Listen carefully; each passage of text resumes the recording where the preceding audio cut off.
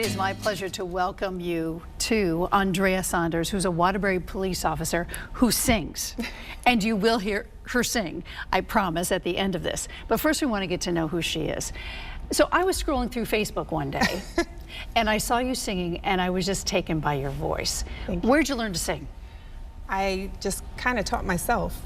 Really? So, yes. Oh, self-taught. Yes. My brother and I, he writes music and he sings, and he would write songs and I would sing them, and we just kind of took off with that. And yeah. people have noticed. Yes. Including me. So how did you become a police officer? Well, I always wanted to be a police officer. From the time you were little? Yes, 4 years old.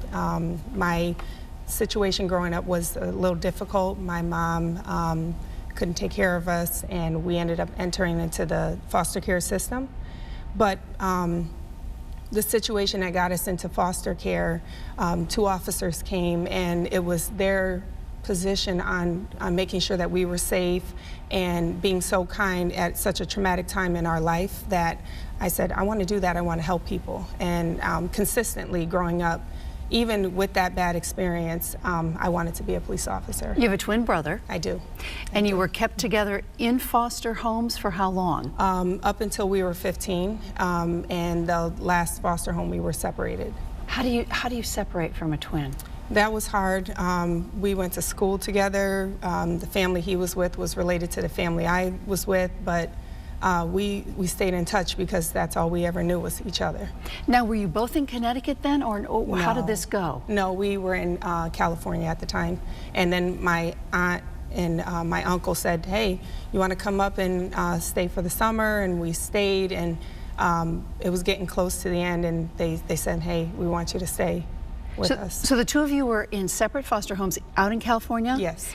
And your aunt and your uncle said, they probably thought, this can't continue like this. We hate this. Yes. How long were you separated? Not for maybe the school year. Okay. Yeah. So they said, why don't you come to Connecticut? And did they then adopt the two of you, or how did this work? We never got adopted. We were still part of the family, even without an adoption. And we never really discussed that, but we were with family, and that was the most important thing. And so we're here in Connecticut still. So even after all the trauma as a child, how many foster homes? Over 10. We moved around a lot. Mm-hmm. Oh my gosh. And so all you wanted to do is give back? Yes. That was your mindset? Yes. I want to help people. Because you wanted to make it better for kids than Yes. it was for you, for the two of you? Yes. Were there just the two of you? I have an older sister, but she was with my grandmother at the time. I see. So we moved with. All right, so you become a police officer and you manage Brass City Cares. Yes. Tell me about that. Okay, so that was my husband's dream. So one day he said, I want to do something. Waterbury has been great to me, and I want to give back to our community. And he said, I always want to start an organization. We were coming back from North Carolina, and as he's driving, I was setting up the page, and then I showed him my phone and I said, see, now you have to do something. And so it was already there. Now, yeah. now you have to back it up. Oh yes. So he was surprised and happy at the same time, because now his dream was being fulfilled. Your husband is Edmund Saunders, who played for UConn. Yes. Did he go on to play professional ball? He did overseas, and then he came back, and now he's a corrections officer. All right. So you're both in law enforcement. Yes. With kids. With primarily. Kids.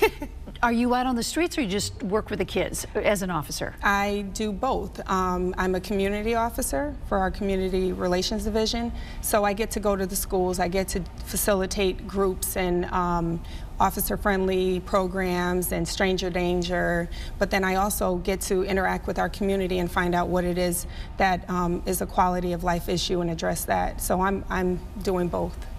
Are you fulfilled by this job? Yes. Yes, it's my dream. What do you want people to know? And how many female officers are there in Waterbury? I think there's 10. There's 10 of you guys so. Now. Okay, yes. Well, good for you. Yes.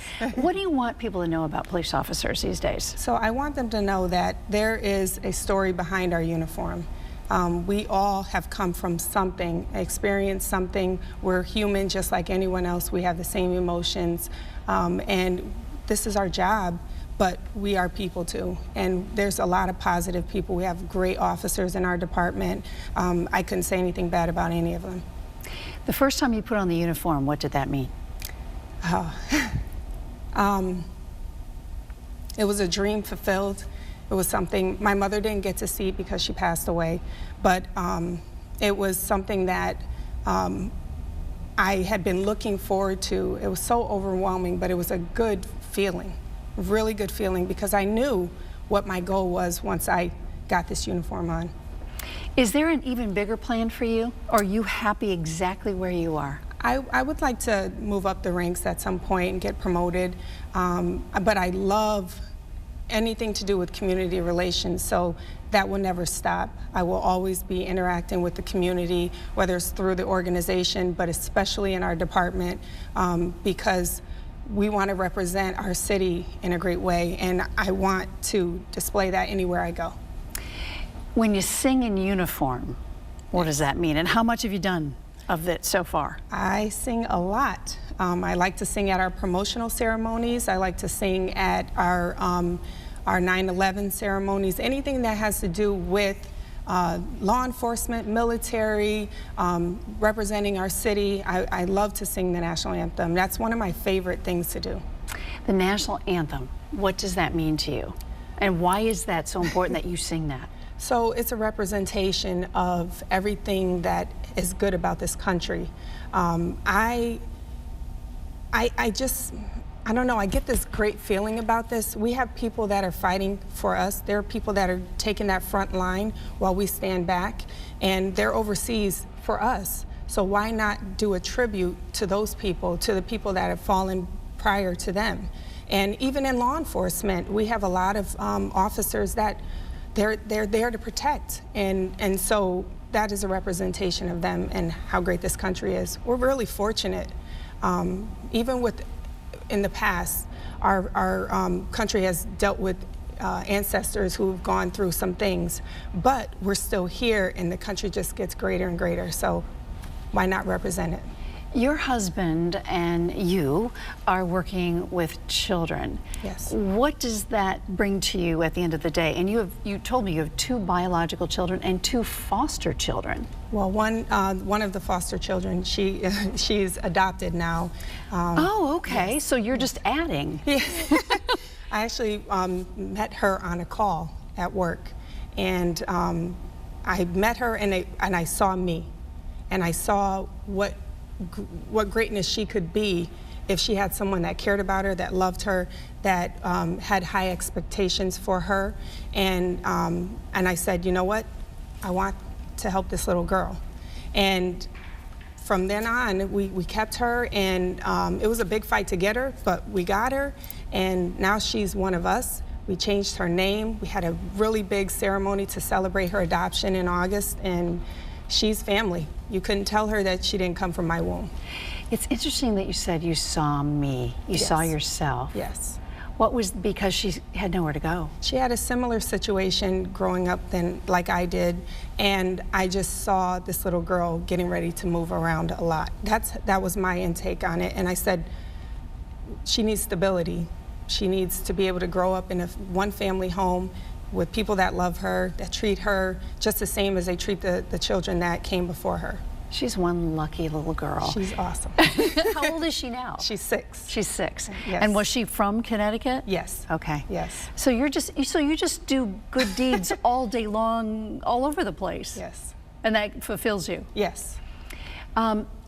Do you sing other things besides the national anthem, or is that your sweet spot? So that is my sweet spot, but I also have sang, I sang in a choir at one point, and I sing at weddings, I've sang at funerals. Right now our Police Activity League has developed a chorus, and so I am helping with Officer Mary Jane Robinson. We put together this chorus, and so they're singing Christmas carols. And they're all over the place and doing great deeds because they're uplifting for this holiday spirit. So look at the people you're touching through music now. Yes. Have you thought about making an album? Oh, no. I'd rather. Are you sure? I'd rather not. But you know what it is? Music is the universal language of mankind. And if you can't get your expressions through happiness, depression, whatever it is, through music, then I don't know what else you could do. Andrea Saunders, thank you so much for being here. And now we're going to hear you sing. Okay. Oh, say, Can you see by the dawn's early light what so proudly we hailed at the twilight's last gleaming, whose broad stripes and bright stars through the perilous fight o'er the ramparts we watched were so gallantly streaming, and the rocket's red glare, the bombs bursting in air, gave proof through the night that our flag was still there. Oh, say does that star-spangled banner yet wave o'er the land of the free and the home of the brave?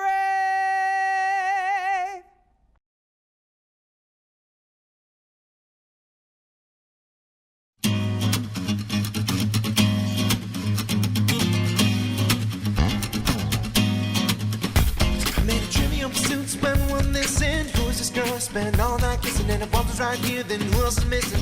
Got a little sidetracked, if I'm a wishing to find the keys to the door, but it's also a metaphor. Things keep locked in the grocery store, but mine just to save time. Skip right ahead to the last ride.